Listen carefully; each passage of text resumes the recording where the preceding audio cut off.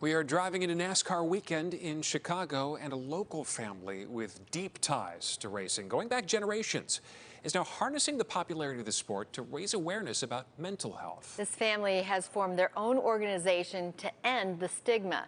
NBC5's Layla Rahimi with their story.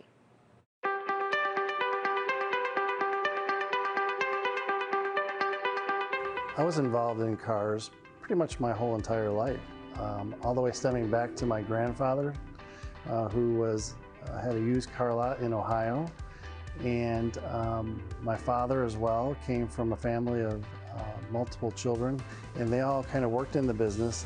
I kind of got engulfed in all that and started getting interested in cars in my younger years. How do you describe your son's love for racing and how it's grown, and also just the relationship that's built with you all over time?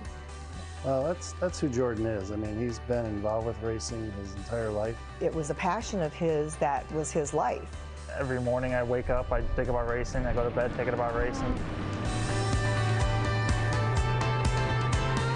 Tell me about growing up knowing that you were diagnosed with ADHD. Growing up in school, had to go to like a learning resource center and everything to take tests. Like I honestly said, I don't get why I had to go to these areas for tests because people would ask. Part of me was afraid to tell them, saying I didn't want to go to a learning resource center because I needed help. When he was diagnosed, it was tough at first because we didn't know where to go or what to do or who to talk to. But we did find that when he was going to school, he was more in tune with the things that were happening quickly.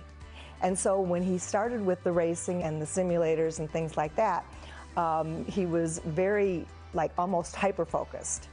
And now let's go to the focus on what happened outside of the racing career when the world stopped. Tell me about how you two were able to found Racing for Mental Health.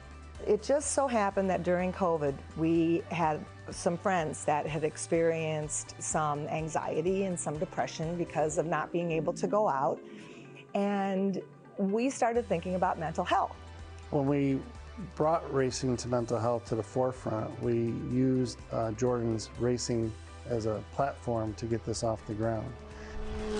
With Racing for Mental Health is just to kind of get people and show people that, hey, there's light at the end of the tunnel. Because you're struggling doesn't mean, all hope is lost.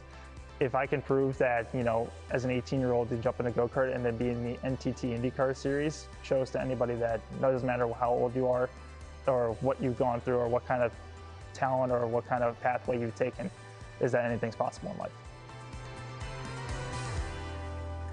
Love that. Racing for Mental Health. So glad they're sharing their story. It's inspiring to hear his story and how he keeps competing. That's great.